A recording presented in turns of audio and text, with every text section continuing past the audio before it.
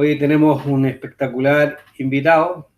Este invitado es de Argentina, es nada menos que Agustín Laje. Hola Agustín, ¿cómo te va? ¿Qué tal, Alejandro? ¿Cómo estás? Un gusto saludarte y saludar a toda tu audiencia. Sí, ahí estamos comenzando con, ¿cierto? Llevamos recién una semana arriba, después de mi salida de Conociendo la Verdad. No sé si conociste ese canal que igual acá ha hecho cosas importantes en Chile. Una de las cosas importantes que hizo fue develar el tema de los manuales de adoctrinamiento hipersexualizados del Mineduc. No sé si lo Sí, alcanzaste. estuve viendo algo. Sí, sí, sí, claro. Bueno, eso, Trabajo eso súper importante. lo hicimos con Carolina Garate cuando yo estaba en ese canal.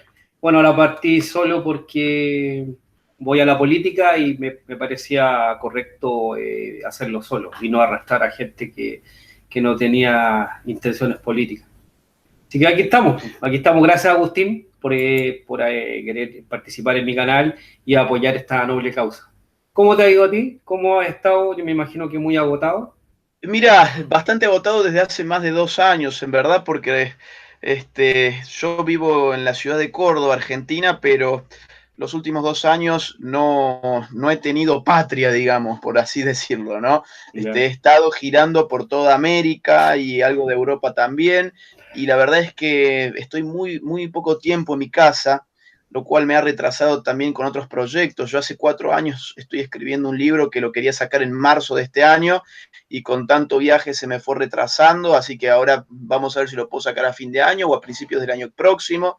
Pero bueno, con muchos proyectos y contento porque en el caso particular de Argentina, tanta prédica, tanta lucha y tanto esfuerzo está empezando a dar ciertos frutos. Hemos podido frenar la ley del aborto y ahora la gente está por primera vez hablando aquí también sobre ideología de género, algo que jamás se había hablado nunca en la Argentina, porque estaba tan impregnada la sociedad de ideología de género que la gente, digamos, iba de suyo la ideología de género. Era algo natural, obvio, aceptable, legitimado, absolutamente.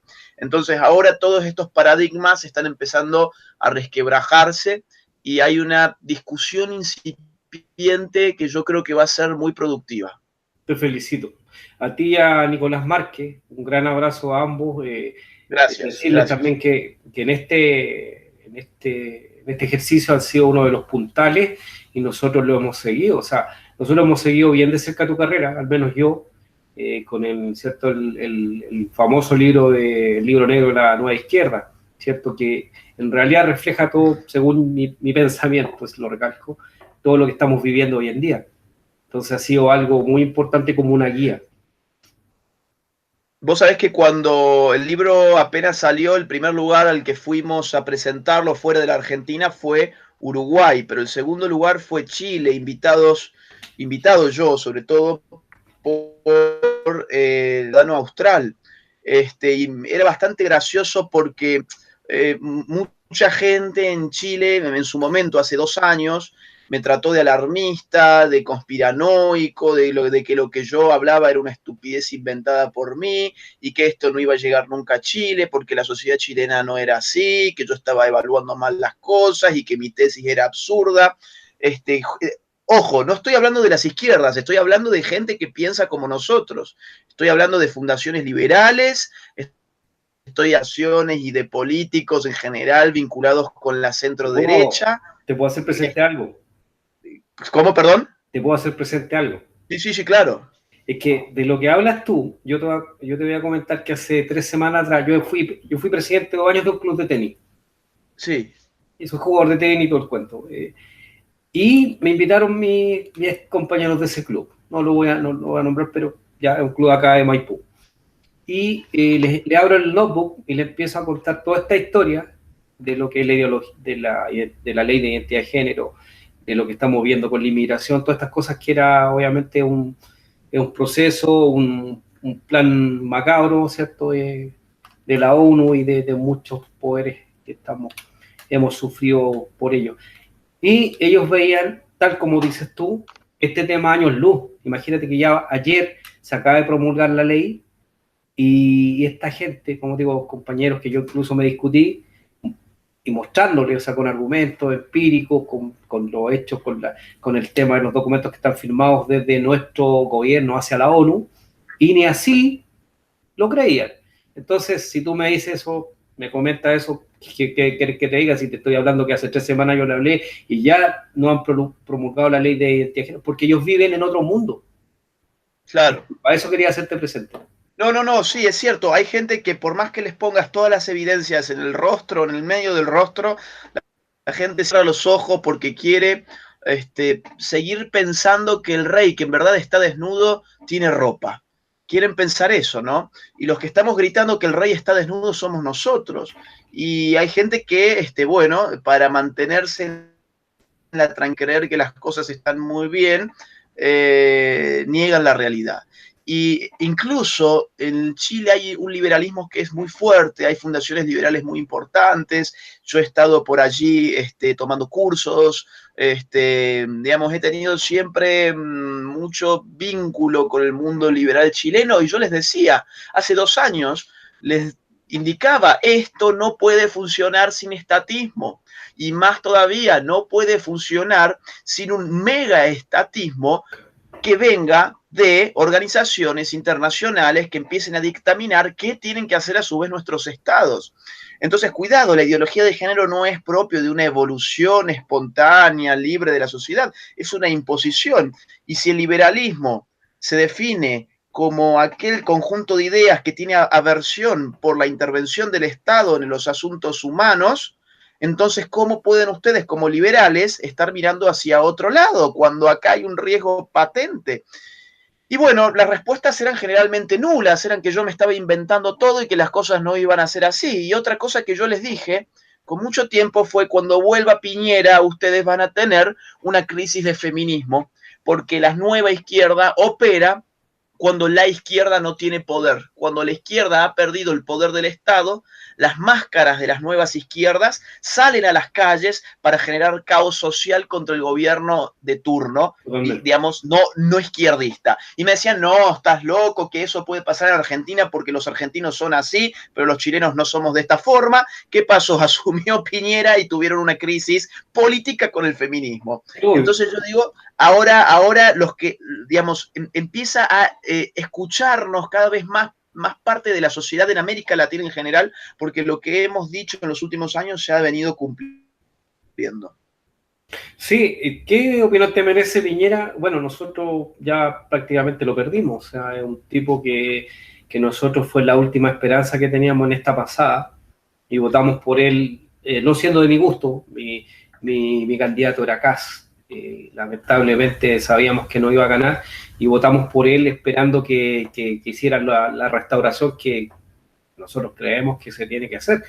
Y ya está, la ley se promulgó, él de hecho la apoyó, creo que incluso hasta hizo lobby. Sí. Algunos estamentos gubernamentales hicieron lobby para que se aprobara. Mira, la verdad, las cosas que la derecha, o mal llamada derecha en este momento, a nosotros nos pudrió por dentro, nos vendió. ¿Qué nos queda? Como yo te he comentado, yo ahora en mi carrera política lo que me queda es ir en un camino totalmente paralelo, y que se sigan sumando gente. Más tarde tengo un live con Johannes, espero que él también esté dispuesto a tomar este desafío, que no es menor, es tremendo, porque estamos en un peligro totalmente inminente, ya lo estamos viviendo.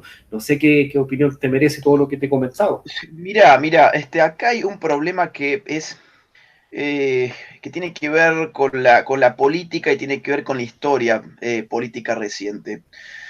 Después de la caída del muro de Berlín, la implosión de la Unión Soviética, toma las riendas del mundo lo que hoy mucha gente denomina un nuevo orden mundial. Efectivamente, si antes de eso se suponía que el orden mundial era bipolar, teníamos 2 sistemas en pugnas, el comunismo contra el capitalismo, y la derecha era el capitalismo y la izquierda era el comunismo, y teníamos la cosa muy binariamente establecida. Al caer uno de los 2 contendientes, es decir, el comunismo, la cosa tomó la forma de una síntesis política ideológica. La derecha aceptó todo el recetario cultural de la izquierda, que la izquierda aceptara el recetario económico de la derecha. La izquierda dijo, bueno, está bien, no funcionó, no tenemos cómo negarlo, esto está a la vista de todos, ya se cayó nuestro proyecto de socialismo real, vamos a aceptar lo que, digamos, a regañadientes, no con gusto, a regañadientes vamos a aceptar la institución de la propiedad privada, menos regulado. Pero ustedes van a tener que aceptar nuestro proyecto cultural. Y como del lado de la derecha los intelectuales eran economistas y nada más que economistas, por lo menos al momento hablando, Sí, sí. entonces el tema de las culturas mucho ruido no les hacía, no les interesaba. Bueno, mira, mientras me dejen la propiedad privada y el sistema de mercado en el mundo, está todo bien, toma la cultura es tuya, a vos te gusta la filosofía, la antropología, la sociología, todas estas cosas que están muy en el aire, agarrate esas universidades, agarrate esas facultades, agarrate esas asignaturas, a mí no me importa, a mí no me toques la economía. Eso es Piñera. Piñera es el fruto de ese esquema ideológico que emerge cuando se da la síntesis entre una derecha que pide respetar la propiedad privada y el capitalismo y una izquierda que pide inyectar en Occidente un proyecto de subversión cultural sin que la derecha sea en qué consiste ese proyecto. Entonces, ¿qué es Piñera? Piñera es lo mismo que Macri en Argentina, es lo mismo que PPK en Perú, que ya no rige más allá, pero estuvo durante un par de años. Es lo mismo que los gobernadores, es lo mismo que, por ejemplo, quien gobierna ahora Colombia, Duque, es lo mismo que estos gobernantes que tienen un rumbo económico moderno, vinculado con el mercado, con una gestión eficiente del Estado y de los asuntos macroeconómicos, entiende las reglas mercantiles, etcétera, pero todo lo que es cultural, para no tener problemas con las izquierdas, se los dejan. Tomen, chicos, esto es suyo, hagan lo que quieran acá. El gran problema es que estamos viviendo una revolución cultural y las revoluciones culturales no se sienten al corto plazo porque avanzan milimétricamente, son revoluciones progresivas, de ahí viene la cuestión de progresista, es una revolución progresista. Valga quizás la contradicción porque siempre se ha entendido que una revolución era algo que no era gradual y lo gradual era reformismo, pero hoy estamos viviendo esta contradicción, una revolución que es progresista. Y como no se siente, ¿qué le importa a Piñera en su gestión económica si hay una ley de identidad de género o no? Ahora bien, los efectos de esto se sienten al mediano y a largo plazo, cuando tenés una sociedad civil diezmada, cuando tenés jóvenes alienados, cuando tenés una sociedad que no se reproduce y que tiene que meter migrantes por todos lados porque si no se envejece y queda sin gente, que es lo que pasa en Europa hoy en día. Entonces la cultura importa a largo plazo, la economía importa al corto plazo y lo que estos gobernantes están haciendo es mirar al corto plazo, mientras la izquierda, con una inteligencia magnánima, brillante, ha mirado a largo plazo. Lo escribiste perfecto. Ahora me imagino que seguiste de cerca las votaciones del día de ayer, ¿no? ¿Estás claro cómo venía la mano? Yo tenía alguna esperanza porque había conversado con Carolina Gárate y ella me decía que habían hecho bastante lobby y como que lo veía positivo, te estoy diciendo, antes de ayer. Y Mira, ayer se demostró que la verdad no era así, que ya estaba todo oleado y sacramentado. De hecho, fue impresionante las diferencias, o sea, la cantidad de votación a favor. De hecho, fueron mira, 90. Dale. yo lo seguí.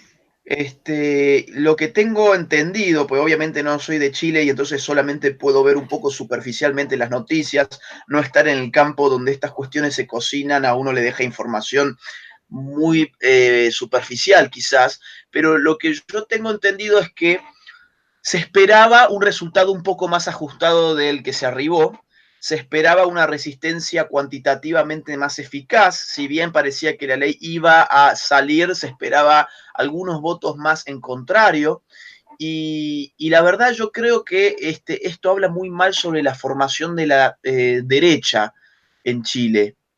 Y ojo, de la derecha en toda América Latina, porque acá Piñera de ustedes es nuestro Macri, y es el tipo que metió o que quiso que el aborto ingresara en la Argentina. Entonces, acá hay un problema de formación con la derecha, que como te digo, vuelvo a lo anterior, es una derecha economicista, mientras que la izquierda ya abandonó parcialmente por lo menos la lucha económica y ha emprendido desde hace años ya una lucha que es cultural. Ahora bien, ustedes tienen en Chile algo que no tenemos en Argentina. Ustedes tienen algo a favor que nosotros no lo tenemos. Y eso que ustedes tienen se llama José Antonio Cast. José Antonio Cast es un héroe en Chile. O sea, ¿es un héroe en qué sentido? En sentido de que es el tipo que viene a decir, no, acá hay que renovar a la derecha y volver a sus fundamentos para poder colocarla en las disputas que tienen lugar en este siglo. Porque la derecha chilena no puede estar disputando todavía con una lógica de guerra fría en el marco de una guerra que no es económica, sino que es cultural. Y José Antonio Cast, habiendo entendido esto, sacó, hasta donde yo también tengo entendido, muchos más votos de lo que los medios y las encuestas pensaban que iba a sacar. Entonces, ¿qué genera José Antonio Cast? Genera la posibilidad electoral de votar otra cosa. Genera la posibilidad de decirle a Piñera, vos no sos la derecha acá, vos sos el centro. Bachelet y su gente es la izquierda. Muy bien, con todos los comunistas y toda esa runfla inmunda. Muy bien. Ahora, José Piñera, vos no sos la derecha, vos no estás dicotomizando con esa runfla. Vos estás en el medio entre esa runfla y los que realmente pensamos en contra de ese grupo de gusanos. Entonces, para mí es sumamente importante y yo estoy apostando a que en Argentina surja una personalidad como la de José Antonio Cast, porque cuando vos no tenés un José Antonio Cast, el gobierno se dedica a congraciar porque el voto de todas las derechas ya los tiene asegurado. Macri en Argentina hoy en día gobierna para la izquierda, no porque él sea de izquierda, él gobierna para la izquierda porque el voto de la derecha lo tiene asegurado. ¿A quién vamos a votar si no? ¿Vamos a votar a quién? ¿A los Kirchner otra vez? ¿Vamos a votar a los peronistas otra vez? ¿A los socialistas? No, pero no tenemos otra. No lo veas como una locura porque ve lo que querían hacer en Brasil. Querían volver nuevamente a votar a Lula, aunque tú no lo creas, o sea, es una locura. Y bueno, fíjate, lo de Brasil es otro ejemplo extraordinario que nos anticipa el resurgimiento de la derecha en el continente. En el continente entero, porque el continente entero abarca también a Donald Trump. Y abarca también reacciones que ya se están dando en Canadá, por ejemplo, reacciones de Centroamérica, reacciones en México. Y lo de Brasil es impactante. Lo de Bolsonaro, que es el candidato derechista, que parece que lleva todas las de ganar, es impactante porque es un Antes que tipo... me maten. Antes, sí, vamos a ver si no lo matan antes. Pero si mira, toma el ejemplo de Kass. Recuerda que Kass sufrió, gracias a Dios que no fue, no alcanzaron a apuñalarlo ni mucho menos, pero fue grave lo que él sufrió. Recuerda cuando en ese evento de la universidad. Entonces tú ves Fue grave y entendió que lo fracturaron. Sí, lo fracturaron. O sea, eran 100 jóvenes Alimaña. sumamente animales que le pegaban entre todos al tipo por sus ideas. ¿Cómo? O sea, ¿qué tiene que pasar en la sociedad para que jóvenes universitarios le peguen a una persona por cómo piensa? Porque acá se ha instalado, y este es un tema bastante significativo para mí, acá se ha instalado un fundamentalismo que no es tan distinto del fundamentalismo islámico. No en el sentido de que te pongan bombas, sino en el sentido de la incapacidad de dudar. El fundamentalismo aparece cuando tus fundamentos no pueden ser sometidos a la duda. Y si un agente externo los pone en duda, la reacción es violenta. Eso es el fundamentalismo. Y esta gente es fundamentalista porque no admite la duda ajena para no poner en duda sus propias certezas. Y donde las certezas no pueden ser puestas en dudas, no hay espacio para el pensamiento crítico. ¿Cuál es el problema de esto? El problema de esto es que este fundamentalismo, a diferencia del islámico, se nos presenta como liberador, como abierto, plural, moderno, inclusivo, tolerante. Se nos presenta como un fundamentalismo alegre, simpático, bondadoso, políticamente correcto. Entonces, desenmascarar ese fundamentalismo no es fácil. Y eso es lo que le pasó a José Antonio Cast. Cuando quiso desenmascararlo, tuvo que pagar con su cuerpo el precio de poner en duda un pensamiento que hoy es hegemónico en Occidente y que no admite la duda. Totalmente. Ahora, según tu visión, ¿cómo ves que es lo que viene para Chile y también para América Latina? ¿Tú crees que vamos a hacer retroceder toda esta basura? Mirá, yo como te digo veo vientos de cambio en Occidente en general. El proyecto izquierdista se agotó políticamente con la caída del socialismo del siglo XXI y los populismos regionales. Políticamente hablando, la izquierda se cayó y una izquierda caída políticamente es una izquierda que busca renovarse culturalmente y por eso las luchas culturales que está emprendiendo en estos momentos. Pero ya está activada la reacción a esa izquierda cultural en la región. Depende, ahora bien, de que esta activación de la reacción no perezca, digamos, que no muera, sino que se reproduzca cada día más. Y para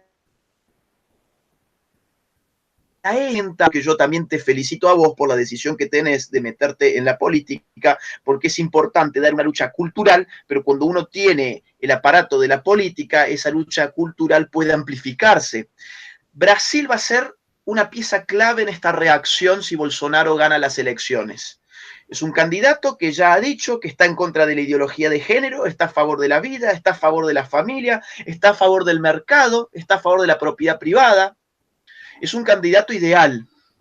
Vamos a ver, como has dicho vos recién, si no lo matan antes. Tenés un ejemplo en Centroamérica, en Costa Rica, Fabricio Alvarado, un candidato evangélico que viene de un partido que tenía una sola banca en el Congreso de este país. Él era el único congresista de su frente político, él era el único allí, el único con una voz disonante. Se lanzó a las elecciones, él, cuando yo estuve con Nicolás Márquez en Costa Rica en agosto del año pasado, él estuvo haciendo la presentación de nuestros libros y se lanzó en la presentación del libro a la candidatura a la presidencia y pedía a la gente que lo siguiera por Facebook.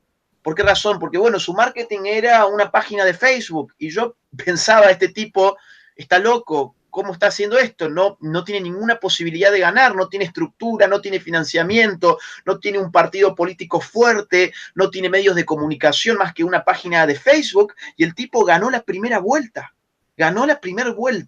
de las elecciones. En la segunda no ganó, pero sacó el 40% y hoy es el que controla el Congreso de Costa Rica. Pasó de uno a controlar el Congreso, imagínate. ¿En cuándo pasa eso? Cuando uno está en guerra, sino otra explicación que pase esto, pasar del 1 al 26% de los votos y después al 40% en un lapso de 6 meses, no existe en la política. Existe es porque la gente entendió lo que estaba pasando y obviamente se fue con... para el lado de los buenos, lo que estamos viviendo hoy en día acá. Y supuestamente la gente, tú ves la inteligencia del chileno, que al ver lo que estábamos sufriendo con Bachelet, ¿cierto? Viene Guillén y la gente, ¿qué es lo que hace? Francamente, le muestra a la izquierda que nosotros no los queremos. No los queremos. Y ahí se da una votación altísima a Piñera, que obviamente en este momento nos ha defraudado una y otra vez. Bueno, por eso es importante aprovechar la masa crítica de los defraudados para generar un nuevo espacio para la política. Digamos, esto es lo que está pasando también acá. Hay mucha gente que dice, yo a Macri no lo quiero votar más, pero si no, ¿a quién voto? ¿Voto en blanco o lo vuelvo a votar a Macri? ¿Qué hago? Bueno, a esa gente hay que ofrecerle un nuevo espacio político para por lo menos tener gente en los congresos de nuestros países. No digo llegar a la presidencia, porque eso es una cuestión que realmente merece una estructura mucho más grande de la que nosotros ahora podemos pensar siquiera. Pero por lo menos un partido que empiece a meter gente con nuestras ideas, con nuestros valores, con nuestra forma de ver el mundo, en los espacios donde las leyes se dirimen, en los congresos nacionales. Eso para mí es imprescindible, en los nacionales, en los estatales, en los regionales, no sé, según cómo se divida cada estado de América Latina, pero hay que tomar cartas en la política porque se ha agotado la política del centro. Mira, ahora la cosa tiene que moverse hacia la derecha. Mira, te quiero comentar cuando le hice la entrevista a Kass, que fue bastante larga, y de hecho está segmentada en dos. Dentro de las preguntas y lo que yo le hacía reparo era justamente, cierto, seguir apoyando, por ejemplo, en este caso a la UDI, que la UDI es una bolsa de gato. Tú ves la votación de la ley de identidad de género de ayer y vas a ver cuántos de estos congresistas votaron por aprobarla. Lo mismo pasa con Renovación Nacional. Entonces, ¿qué te quiere decir eso? Que eso ya está podrido. Claro. Eso ya la gente no lo quiere. Yo le hice ver a él, con mucho respeto, que a él le favoreció haberse despegado de este tipo de partidos políticos, porque son supuestamente llamados de derecha, pero no lo son. O sea, en la realidad hoy habrán 10 parlamentarios decentes.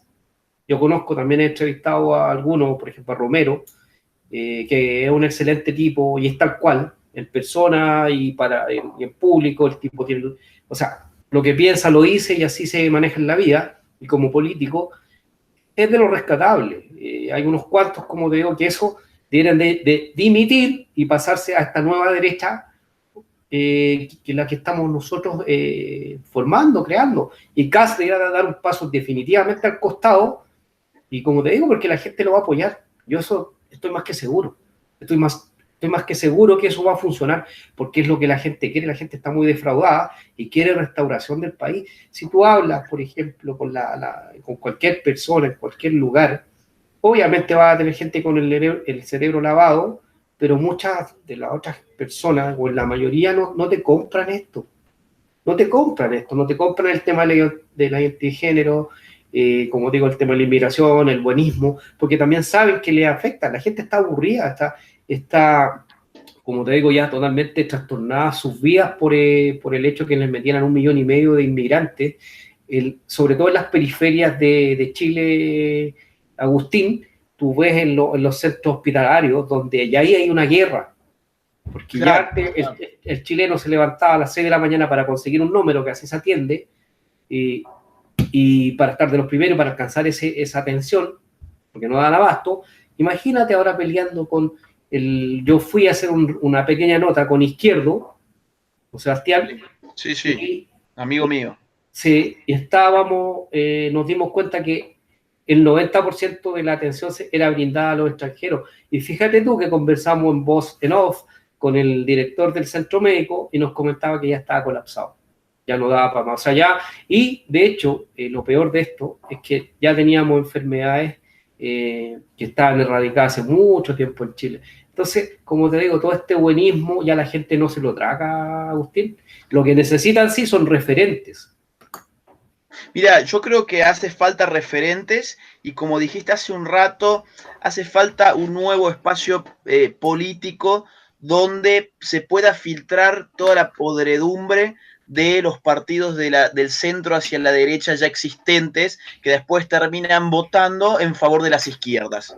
Si vos armás un nuevo espacio político donde puedas incluir en él a las personas que están contra la ideología de género, que están contra las cuestiones migratorias en la medida en que se están llevando adelante de forma incontrolada y de forma masiva y de forma que termina incluso modificando culturalmente a la sociedad de uno.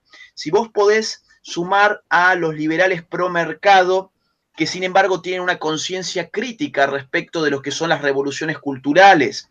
Si vos podés empezar a sumar también a los sectores religiosos. Yo no soy evangélico, pero estoy seguro y creo firmemente que la iglesia evangélica hoy representa la esperanza moral en Occidente. no soy evangélico, pero apuesto todas mis fichas en esta gente en la medida en que ellos también puedan ser partícipes de un espacio no religioso, sino político.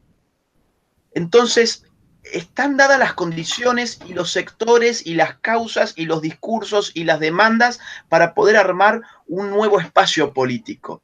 Ojalá en el caso chileno, José Antonio Kast pueda liderarlo, ojalá lo pueda liderar si no alguien que surja en el camino, pero yo estoy seguro que si esto finalmente se genera, sea en Chile o sea en Argentina, que en Argentina también hay esfuerzos por llevar esto adelante, va a ser exitoso. Va a ser exitoso. Obviamente, la política es el arte de lo posible. No podemos mantener una lógica de secta. Es decir, si de 1 a 10 yo estoy con vos de acuerdo en 7 o en 8, ya las posibilidades para articular políticamente un espacio están abiertas. No podemos tampoco pretender estar en coincidencia al 100% con todas las personas que formarían parte de un espacio de este tipo, pero sí tendría que haber puntos fundamentales no negociables para que no termine pasando lo que está pasando ahora. Ahora bien, en ese mismo espacio tendrían que poder entrar ateos, católicos, judíos, evangélicos, gente de todos los credos que los una, como te digo, una aversión hacia las revoluciones culturales que está llevando adelante las izquierdas en Occidente. En realidad el sentido común, Agustín, todo lo que tú ahí comentaste o puntuaste, es así, y es lo que yo converso con los equipos que estamos formando, y cuando te hablan también de liberales, yo tengo mucho cuidado ahí, porque el liberal es para mí, y con respeto, pero es una persona confundida. Porque, mira, yo conozco mucho el liberalismo americano en general, sudamericano y latinoamericano en términos un poco más amplios, y me he formado en el liberalismo regional, digamos. Y yo creo que económicamente tienen las cosas muy claras. Es decir, las recetas económicas del liberalismo son las que funcionan. Ahora bien, coincido con vos en que gran parte, yo diría gran parte, no todo el liberalismo, pero gran parte del liberalismo es gente que está confundida por el enseguecimiento que provoca el economicismo. Ahora bien, yo te digo... Llevan ese extremo, sí, justamente a la parte cultural y a la parte valórica. O sea, como te digo, ahí se produce ese por ser, querer demostrar que soy tan liberal, se produce, como te digo, una gran confusión. Yo lo he conversado con bastante gente y le digo, creo que tú estás confundido. Sí, es que incluso ellos terminan abriendo las puertas de aquello que dicen estar enfrentando, que es el Estado. Porque te pongo un caso, sin dar nombres, pero hay liberales muy reconocidos en la región, muy reconocidos, que están a favor de manera abierta de la ideología de género, están a favor de forma abierta del aborto, están a favor de las revoluciones culturales y encima dicen atacar el progresismo. Y uno dice, ¿en dónde están paradas esta gente? ¿Por qué? Porque la ideología de género, como ya se ha mostrado categóricamente en todos los países, no puede aplicarse de no ser por tener como aliado al Estado. Entonces, ¿qué está combatiendo esta gente? ¿Está combatiendo al Estado en su totalidad en cuanto a la intervención sobre los individuos o está solamente pidiendo menos impuestos? Porque pongámonos de acuerdo, si solamente quieren menos impuestos, entonces díganos, los liberales de acá solamente queremos menos impuestos y menos regulaciones comerciales. Muy bien. Ahora, si me dicen yo combato al Estado, entonces que me expliquen qué están haciendo, que no están combatiendo la ideología de género que pone al Estado bajo, digamos, le da al Estado la soberanía de la cabeza de la gente, ya no de su bolsillo. Ya no solamente de su bolsillo, le da la soberanía al Estado sobre la cabeza de la gente, de los niños, en las más tiernas infancias. Entonces yo digo ahí cuando sí, coincido con vos, hay mucho liberalismo muy confundido.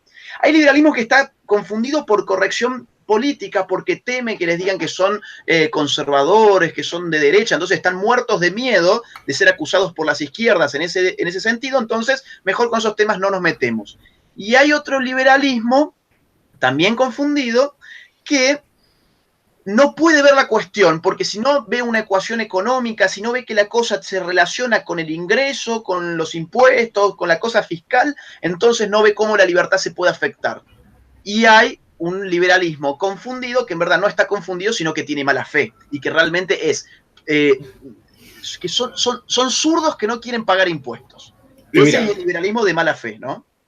Es que yo he tenido discusiones con un flaco que es abogado y se declara de derecha, pero en realidad yo lo considero un libre progre, porque en realidad con el tema del manual, él me insistió que estaba todo bien.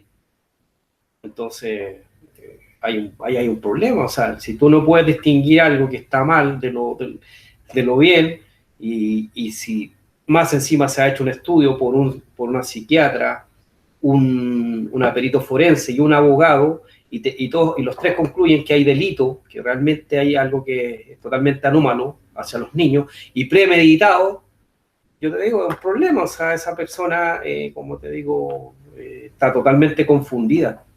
El Colegio Americano de Pediatría ya está hablando en estos casos de abuso sexual infantil. El abuso sexual infantil no es simplemente, digamos, intentar una relación sexual con un niño. Hay distintas formas de abuso sexual infantil. En este caso existe el abuso sexual infantil psicológico.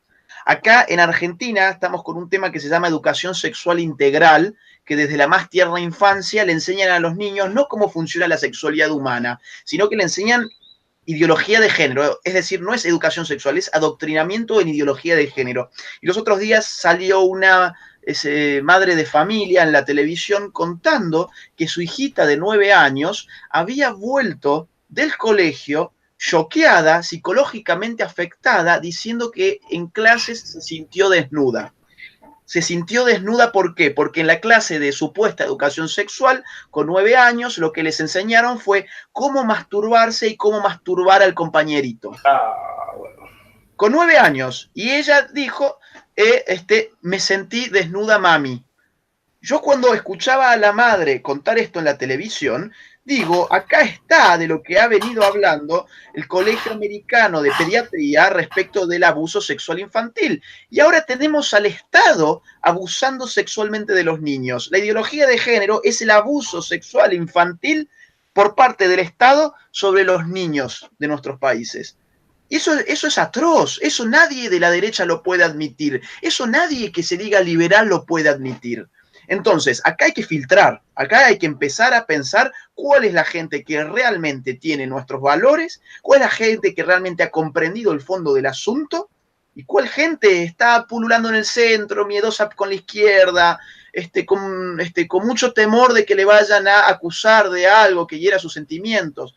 Cuando logremos hacer ese filtro, se va a poder hacer un lindo espacio. Fíjate que de lo mismo, y lo que puntuaste ahí, es lo que yo hablaba con uno de mis asesores, y que me decía, ¿tú estás dispuesto a tratar con ellos? Sí, entrevistarlos, ningún problema, conversar con ellos, ningún problema, somos gente civilizada, no, a ver, pero concesiones, pactos o cualquier tipo de esas cosas con esa gente, no, compadre, no, compadre, Claro.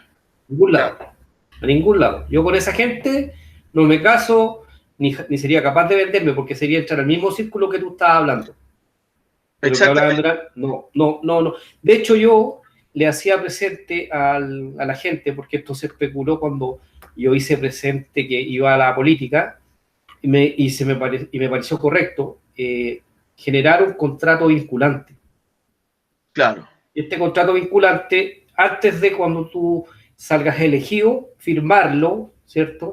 Donde vayan todos los puntos de lo que yo voy a realizar como sea congresista o alcalde o los planes que yo tenga en la política, que en este caso quiero realizar un proceso corto en lo que es la concejalía de Maipú, que es un año, y después ya vienen las parlamentarias. Entonces ahí, porque ahí uno tiene que llegar a realmente dar la pelea, ¿cachai? Entonces el tema es de esa manera tú quedar amarrado, porque uno puede tener toda la honestidad del mundo, la palabra, qué sé yo, que la gente puede creer en ti, pero está tan manoseado esto, tan desprestigiado por políticos corruptos, que debe ser de esa manera, y todos tienen que hacerlo.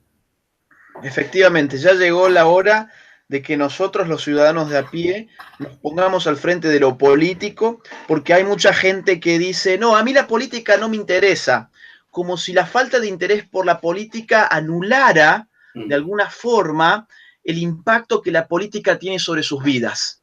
Es la idea de, bueno, si yo no me intereso por esto, esto no se interesa por mí. Y no, la política se interesa por vos al margen de que vos no te intereses por la política. Entonces tenés dos salidas: o ser un rehén de la política, o entender la política para poder transformar la política y para que no te haga rehén suyo. Entonces yo creo que llegó el tiempo de que esta mayoría silenciosa que existe en todos nuestros partidos, en todos nuestros estados, quiero decir, se ponga de pie, comprenda la política y tome cartas en el asunto. Totalmente. Lo que te quería preguntar, que hace rato lo tenía dando vuelta, ¿tú tienes alguna aspiración política en algún momento para ayudar a tu país, Agustín? Mirá, a mí me han invitado varias veces, incluso a puestos selectivos, pero de espacios políticos que están podridos. Claro. Podridos. Entonces, yo nunca he aceptado estar en política, porque además yo no sé si me sentiría cómodo en un rol político, y creo que para eso hay ciertas personalidades que lo pueden llevar mucho mejor adelante que yo. Yo, a ver, si yo entrara, por ejemplo, en un partido político de los que ya existen, te estoy hablando de lo que ya existe, que es de lo que se me ha ofrecido, y me dicen, bueno, queremos tenerte como candidato acá o allá, voy y gano las elecciones, suponte. Después yo quedo preso de no poder decir lo que yo habitualmente digo, como yo lo quiero decir, y no poder comunicar aquello que quiero comunicar porque los intereses partidarios, porque no conviene, porque cierta base electoral no cree en esto, o no le gusta esta forma, o piensa de otra forma. Entonces, todas esas trabas típicamente de los partidos actuales, yo creo que limitarían lo que estoy intentando hacer ahora. Y lo que yo estoy intentando hacer ahora es ofrecer un discurso alternativo a todo lo que estamos viviendo hoy en día. Y ese discurso alternativo tendría mucha autocensura si yo estuviese en un partido político. Entonces, en virtud de mi propia libertad, decidí por ahora no estar en política, porque creo que hoy en día, por lo menos, es más fructífero, en mi caso, no para mí, sino para el resto, poder decir todo aquello que yo pienso sin ningún límite. Ahora bien, si el día de mañana aparece un espacio político como el que hemos estado hablando y me ofrecen ir en alguna lista, etcétera, ahí yo ya lo vería con otros ojos, porque ya sería un espacio no podrido. Ya estaría haciendo esto con gente que piensa como yo, que tenemos el mismo objetivo, que vamos hacia la misma meta. Entonces, no es una posibilidad que yo descarte. Ahora bien, hoy en los partidos que actualmente existen, sí, yo no quiero tener nada que ver con eso. Bueno, ¿y qué consejo me podrías dar a mí en lo futuro de lo que viene? Mira, el consejo que yo te daría: vos vas a iniciar una carrera en la política, es no vender nunca las ideas que te hicieron entrar a la política. Porque el día en que vos vendas las ideas que te hicieron entrar en la política va a tomar control sobre tu propia vida, y no vas a ser vos el que controle la política, sino la política la que te controle a vos. Entonces, digamos, por el honor hacia tus propias ideas y las propias convicciones que te llevan seguramente a dejar muchas cosas de lado para poder entrar en el campo de lo político, no vendas los ideales. No vendas los ideales. Y por otro lado, decí siempre aquello que vos pensás como vos lo pensás, porque te vas a llevar con la sorpresa de que había mucha más gente de la que nosotros creíamos que estaba pensando lo mismo y que quería escuchar lo mismo. Porque en nuestros países hay algo que yo siempre digo, que es un divorcio entre la opinión pública y la opinión publicada. Tenemos una sensación construida de que el grueso de nuestros compatriotas son progres, son zurditos. Tenemos esa sensación artificialmente establecida por medios de comunicación, colegios y universidades. Ahora bien, cuando vos irrumpas en la política, tengas un micrófono y digas lo que vos pensás, y esto se conecta con el consejo anterior, digas lo que vos pensás y digas tus ideas, te vas a llevar con la sorpresa de que había mucha más gente que estaba pensando como vos, pero no se animaba a hablarlo. Y esa gente va a ser la que a vos te va a dar su voto. Sí, sí es lo que pasa con la gente que nos sigue, que yo te digo, ya, a ver, me acostumbré a esto, porque estaba como un poco aburrido con el tema, porque yo soy muy frontal, ¿no? Por la formación que tengo como militar, que eso por mi estructura de persona, por mis padres, por todo lo que y crecí también en un tiempo muy hostil, que fue el periodo post gobierno militar, qué sé yo, en Sí, donde estábamos. Era duro esos tiempos, entonces se curtió así la personalidad. Entonces nunca he sido de caer bien, sino que si esto está mal y se dice y se soluciona. O sea, así veo las cosas yo. claro, Entonces también claro. veía que la gente te sigue, pero es solamente el computador, entonces por intermedio de este tipo de medios, pero no es capaz de hacerse presente. Entonces uno busca cómo interactuar, cómo hacerlo, que ellos hagan ver su pensamiento. Entonces, como no pasa nada, Sí, tomé la decisión de ir a la política para poder yo extrapolar su pensamiento, que es el mío, porque por algo te siguen, o sea, por algo ellos creen en lo que tú crees, o sea, de restaurar nuestro país, de sacar a patadas, ¿cierto?, a toda esta basura que estamos viviendo, y obviamente tener un país tranquilo, o sea, que la gente pueda vivir tranquila y honestamente, y obviamente tener más trabajo, que en este momento se está también colapsado el tema. bueno, pasó. ¿Hola? Sí, dale, te escucho. Sí, no, creo que tuvo como un corte. No, lo que te comentaba es que creo que es más o menos también lo que pasó con José Antonio Cast, ¿no? En el sentido de que cuando él empezó a hablar sin pelos en la lengua y ofrecía su óptica sobre temas familia, ideología de género, aborto y todas esas cuestiones, al final de cuenta gente que supuestamente, según los encuestadores, iba a recibir. Así que, bueno, yo te auguro a vos éxito con todo esto y espero sinceramente que lo tengas. Gracias, Agustín. Gracias, se agradece mucho el apoyo de gente que está tan ya inmersa en esto y es tan conocida a nivel latinoamericano, porque yo, como te digo, he seguido tu carrera, la de Nico Márquez, cuando tuvo la última vez hiciste una gira a México, y ahí, no sé cómo lo hicieron, los juntaron a ti, a Gloria Álvarez, a Axel Kaiser, el grupito este que estaba allá de gente. Bueno, hay diferencias claras entre Gloria Álvarez, Kaiser y ustedes, pero me pareció bastante positivo que ustedes vayan regando por toda Latinoamérica este pensamiento que es coherente, creo yo, y toda la gente que nos sigue. Ahora quería pasar un poco a Europa. Quería preguntarte cómo ves Inglaterra, cómo ves Suecia, cómo ves, bueno, los grandes ejemplos, Polonia, Hungría, Italia. Me gustaría que hiciera un pequeño repaso de eso y también preguntarte la relación del feminismo con la pedofilia, porque también quiero hacer. Mira, sí, tengo pocos minutos porque ahora tengo que dar una nota en México en un ratito, pero te lo voy a resumir lo más que pueda. Los países que me has mencionado en primer término, Inglaterra, Suecia, etcétera, bueno, son países que en definitiva están ya viendo las consecuencias nefastas de las políticas que hoy se están exportando hacia nuestros países. Nosotros no podemos ser tan estúpidos como latinoamericanos de tener al frente al enfermo que nos da el virus para que nosotros lo ingiramos. Porque eso es lo que está, digamos, acá hay un enfermo que nos está dando de tomar del recipiente del cual él ya bebió. Y nosotros vamos a beber de ahí también para enfermarnos. Eso es lo que está pasando. Europa tiene estos países progresistas que están hoy en día con una crisis de natalidad impresionante que tiene que ser de alguna manera, digamos, resuelta a través de la migración masiva de inmigrantes que empiezan a transformar social y culturalmente el paisaje de esas sociedades, que finalmente podrán, si la cosa sigue avanzando, transformarlo también política y económicamente.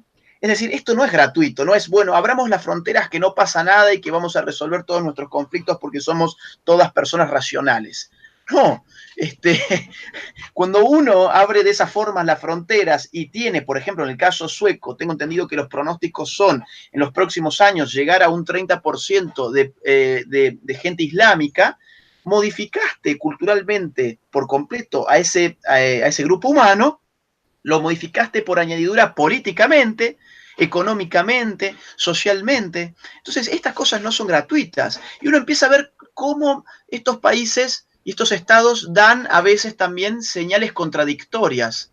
Por ejemplo, en Francia, tengo entendido que también en España ahora se está empezando a subsidiar a aquellos que tengan 2 hijos o más.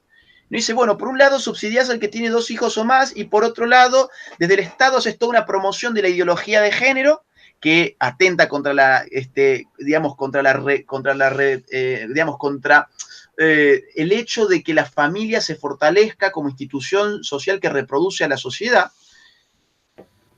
Impulsas el aborto, ofreces abortos libres, gratuitos para todos, etcétera. Y por otro lado, te das cuenta que te hace falta gente en tu país y que no tenés gente que produzca para poder pagar la jubilación de la gente que no produce. Entonces, ¿qué haces? Traes gente de afuera, islámicos, musulmanes, etcétera. Entonces, son países que con estos temas no han sabido cómo resolverlos y nosotros les estamos imitando todos los errores. Yo estuve hace poco en Londres, estuve en febrero de este año. Tuve, no sé, poco más de una semana. Y la verdad es que yo pensaba, bueno, voy a ver al típico lord inglés. Y no, digamos, era un paisaje islámico. Hay Oh, guetos, ya. hay guetos donde uno no puede entrar, por ejemplo, con un rosario, donde uno no puede entrar con una cadenita que tenga la cruz de Cristo, uno no puede entrar. Ya hay cámaras ocultas que se han filmado donde ciertas mujeres ingresan con la cruz y los musulmanes las echan a patadas y cuando les dicen, pero esto es Londres, yo tengo la libertad religiosa, etc. No, no, no, no, esta tierra es de Alá, le dicen. Esta tierra es de Alá. Quien gobierna hoy Londres es un islámico, quien gobierna hoy el rectorado de la London School of Economics, por donde anduvo Popper, Hayek y otras grandes personalidades del pensamiento liberal, también son islámicos. Entonces, lo que yo he visto en Londres ha sido la decadencia de Occidente, justamente. Lo mismo me pasó en España. Yo estuve en España también en febrero y vuelvo ahora en noviembre. Y he visto también una sociedad anómica, una sociedad alienada, una sociedad, digamos, sin identidad nacional, una sociedad sin religión, una sociedad sin ética, sin valores, una sociedad donde el conflicto es la regla, donde el feminismo ha avanzado más que en cualquier otro lugar de habla hispana, donde a las chicas que no quieren ir a las marchas feministas, las feministas van y las sacan de los pelos de las universidades para llevarlas arrastradas a las marchas feministas. Esto es lo que vi yo cuando estuve por allá.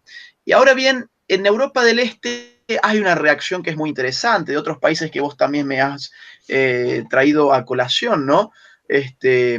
Polonia, Hungría, etcétera. Son países donde se promete un reverdecimiento de ideas occidentales que empiecen a contrarrestar todo el progresismo inmundo que ha infectado a todos estos países. Así que yo creo que la esperanza en este sector del mundo viene de ese lado, de la misma forma que a mi juicio en América la esperanza nos viene del lado de lo que es hoy Estados Unidos bajo la gestión de Donald Trump. Qué bueno. Y lo que te preguntaba yo del tema de la relación de la pedofilia versus feminismo. Sí. Mira, es bastante curioso porque ese tema, cuando yo apenas lo hice público, asunto y a mis investigaciones, también, no solamente en Argentina, sino también en Chile, se me acusaba de estar inventando pavadas, de que yo era un conspiracionista y que estaba dando una suerte de ciencia ficción. Y bueno, lo que yo dije en su momento se fue cumpliendo en gran medida en un montón de lugares, que es empezar a normalizar la pedofilia. Y la pedofilia ya intentó normalizarse en los textos feministas radicales de la década del 70. Hoy uno puede leer a Shulamit Firestone, a Kate Millett, puede leer a distintas feministas de la tercera ola y se va a dar con que hay un intento explícito por abrir de tal manera la categoría del género que termine incluyendo esa palabrita que hoy a la gente le gusta tanto, y se supone que hay que incluir a todos. Todos tienen que ser incluidos. Entonces el género nos permite incluir a todos, dentro de los cuales están también aquellos que tienen una orientación sexual, en este caso hacia los niños. ¿Y qué tiene de malo eso? Ese es el tema. A ver, el tema de la orientación sexual hacia los niños queda legitimado por la propia naturaleza filosófica del discurso del género, porque lo que la ideología de género te afirma a vos es que tu sexualidad no depende de la naturaleza ni de la biología, sino que depende de la cultura, depende de tus relaciones sociales históricamente establecidas. Entonces, ¿qué significa decir que la sexualidad es historia y es cultura y no es naturaleza ni biología? Significa decir que la sexualidad funciona, siempre me gusta poner este caso, como un semáforo. ¿Por qué? Bueno, porque el semáforo efectivamente es cultural, es un bien meramente cultural. Lo cultural viene del cultivo, el cultivo es lo que hace el hombre. Entonces, el hombre ha hecho el semáforo. El semáforo no ha nacido ni de la panza de nadie, ni ha salido de la tierra, ni se ha caído de un árbol. El semáforo lo hicimos los hombres. ¿Y cómo funcionan los semáforos? Rojo, amarillo, verde. Y eso no es porque el rojo signifique naturalmente frene y el verde signifique naturalmente avance. Significan esas cosas por convención cultural. En vez de haber hecho así el semáforo, lo podríamos haber hecho, no sé, fucsia, marrón y azul. Y solamente bastaba de que nos pusiéramos de acuerdo de que el azul significaba avance y el fucsia era frene. Entonces, cuando nosotros decimos que la sexualidad es cultura, estamos diciendo que la sexualidad tiene la forma de un semáforo. Si lo hicimos de una forma, podríamos haberlo hecho de otra. Entonces, si un hombre dice que es una mujer y yo tengo que aceptar por ende que es una mujer, ¿qué le quita a ese hombre en un futuro próximo decirme que además de ser una mujer es una niña de 5 años encerrada en el cuerpo de un adulto de, no sé, de 50? Y está Esto ya pasa en Canadá, claro, pasa, ya pasa. Y claro, porque la misma matriz filosófica de la ideología de género da para todo este tipo de cosas. Vos hoy en día tenés países donde ya se está hablando sobre la transracialidad, que viene a ser yo, bueno, yo soy blanco, pero me autopercibo como negro. Los transespecies. No, los transespecies son, qué sé yo, chicos que se autoperciben como un perrito.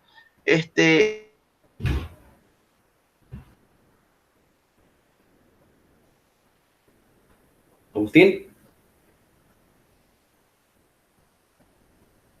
Estas locuras, y uno dice, bueno, mira, para mí es un horror que un adulto tenga relaciones con un niño. ¿Qué pasa si ese adulto en verdad se autopercibe niño? Y por ende pasa a ser un niño, porque según la ley... Hay un caso retratado me parece que es en Suecia, es el donde lo adoptó incluso una familia. Canadá. Canadá. Claro, es un tipo de 56 años con una familia, tiene 7 hijos, pobrecitos. Y bueno, ahora dice que es una nena de 6 años y va al colegio con los nenes de 6 años. Y es un gordo que en verdad usa peluca y una suerte de ropa de nena, nada más. Pero vos fíjate que esto ha avanzado no solamente en el terreno, digamos, de las ideas, porque hasta ahora te he estado hablando sobre ideas, sino también de la práctica. Claro, vos tenés ese caso. Tenés casos donde los violadores están empezando a alegar, los violadores de menores me refiero, están empezando a alegar que en verdad ellos se sienten niños encerrados en cuerpos. Tuviste el caso de la transgénero que justamente dijo que era una transexual y la encarcelaron en una prisión de mujeres y violó 5 mujeres, ¿lo viste? Efectivamente, eso está pasando y eso ha pasado también en Argentina hace muy poco. Un hombre, una mujer que dice ser hombre, le dieron el DNI, el ID de hombre y ahora cuando fue preso o presa o yo ya no sé qué, cuernos, dice que no quiere estar en la cárcel con los hombres porque ahora quiere volver a ser una mujer porque no le conviene estar en celdas con hombres. Entonces esto es una locura. Vos fijate Francia, en Francia ahora se quitó la edad mínima de consentimiento sexual. Antes que sigas con ese tema, quería hacerte presente que acá ya en CNN están generando pautas de charlas como de explicación que en Francia es una falsedad lo que están diciendo, que ellos están aprobando la pedofilia. ¿Me entiendes? Para seguir con la mentira, o sea, seguir que está todo bien, que no es así. Claro, porque ¿cuál es la estrategia? La estrategia no es decir legalizamos la pedofilia como legalizamos el aborto, por ejemplo. La estrategia es decir, vamos bajando la edad de consentimiento sexual. Y si uno ve efectivamente lo que ha pasado en términos de esta temática en estos países en las últimas décadas, va a encontrar cómo se ha ido reduciendo paulatina y progresivamente la edad mínima de consentimiento sexual. Yo tengo entendido que, por ejemplo, en Inglaterra es 13 años. Y esto cada vez va a ir bajando más y más y más.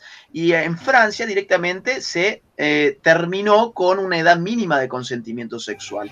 Obviamente que CNN, ¿qué dice? No, la pedofilia no se legalizó, eso no es cierto. Exacto. Pero es un eufemismo, porque si yo digo que ya no hay edad mínima de consentimiento sexual, estoy diciendo que el consentimiento sexual lo puede tener un nene de 8 años. Exactamente, y eso es lo que...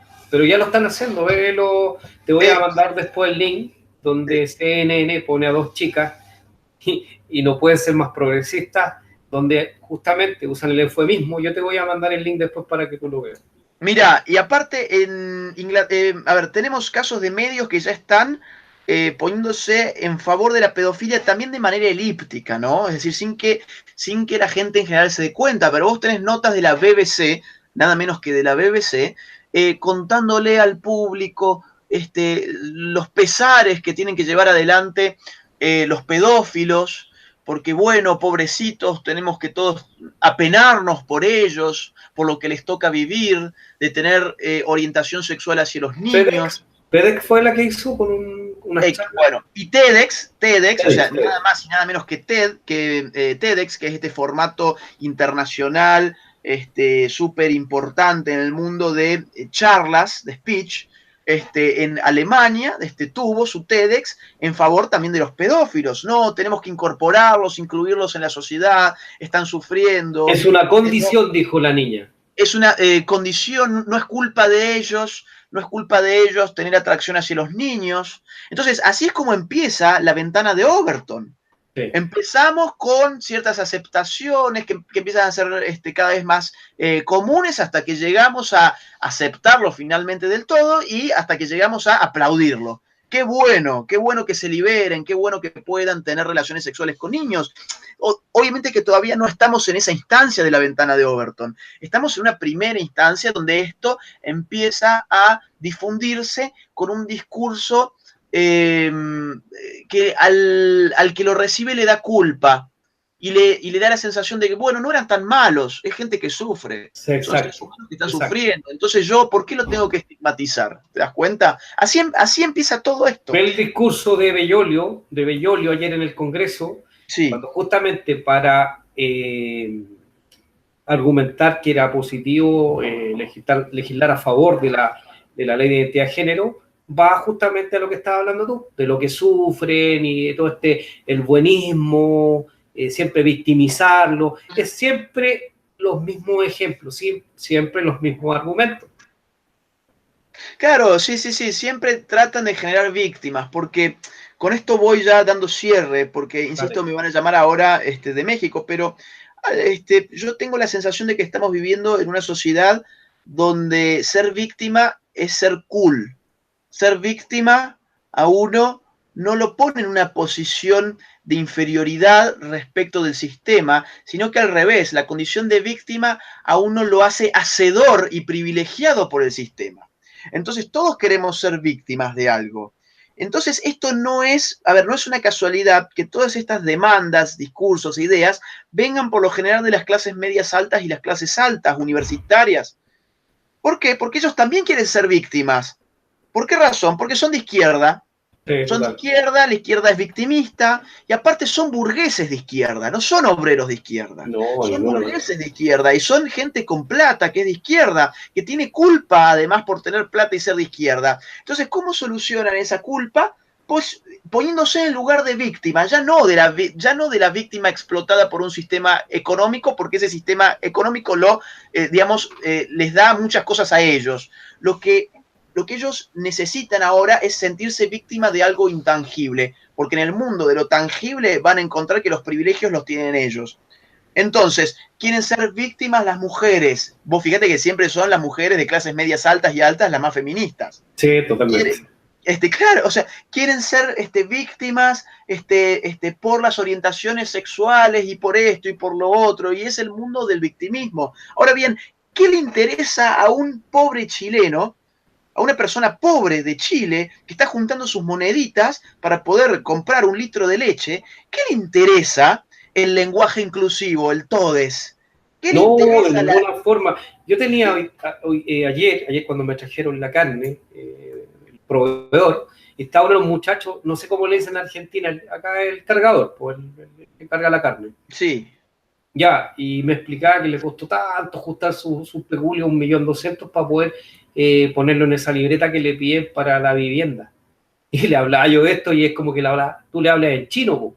Es que no son los intereses del pueblo, no son los intereses Me miraba así, me miraba, ¿de qué me está hablando? O sea, el tipo le interesa trabajar, que su familia coma y tratar de darle una ruca, como le decimos acá en Chile, weón, decente. Ahora, el gran problema es que todo esto, ¿qué te genera? Que mientras este tipo está laburando y matándose todos los días para poder darle de comer a su familia, el Estado agarra a sus hijos y los llena con estas ideas tan inmundas. Ese es el tema. Entonces el tipo no se va a dar cuenta, pero la izquierda va a estar haciendo eso sobre su familia mientras él está pagando los impuestos para aquellos que terminan reventando la cabeza de sus propios hijos. Por eso el verdadero liberalismo hoy en día es aquel que se levanta y le dice al Estado: con mis hijos no te metas. Bueno, entonces vamos a concluir que bien, se auguran mejores tiempos. ¿Tú crees que es una inflexión lo que ha pasado en Chile, que se haya aprobado la identidad de género, que esto viene una vuelta de mano? Yo creo que en estos asuntos hay una regla que dice así: cuanto peor, mejor. Es decir, cuanto más se exacerbe y se radicalice la izquierda, más rápidamente va a generar los anticuerpos que a la derecha le hacen falta. La izquierda tiene una estrategia que es avanzar milimétricamente cada día. Si nosotros logramos que esa izquierda trate de avanzar en un día no 1 milímetro, sino 15 centímetros, el impacto sobre la sociedad va a ser importante y nos va a sacudir. Entonces no vamos a permitir de esa forma ser engañados por el progresismo. Vamos a poder ver la revolución cultural en ciernes. Entonces, acá, cuanto peor, mejor significa, ok, en Argentina nos quisieron poner el aborto. No les salió el aborto y encima les salió algo peor, que es que la gente empezó a hablar contra la ideología de género. Bueno. En Chile les metieron la ley de identidad de género y toda esta basura. Les pudieron meterla. Ahora bien, quizás tenga como contrapartida la generación de un nuevo espacio político, de gente que verdaderamente reacciona contra esto y que ya no se presta a hacer funcionar a las izquierdas. Así que yo creo que en el fondo puede llegar a ser lo que se está necesitando para despertar a la gente. Ojalá que así sea, pero para que así sea hay que laburar y mucho. Bueno, ha sido un placer, Agustín. Nos vamos a despedir de la gente. Quiero también dar una explicación a nuestros auditores. Primero que todo, decirles que no nos pudimos conectar a las 16 en punto porque Agustín tuvo problemas técnicos y después los pudo solucionar. Y lo otro, el tema del chat, que yo no tengo cómo verlo acá. Estoy solo.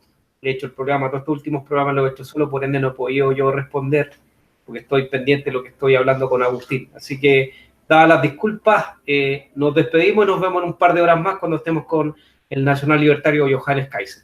Que estén muy bien. Un gran abrazo. Muchas gracias. Un fuerte abrazo. Saludos a todos.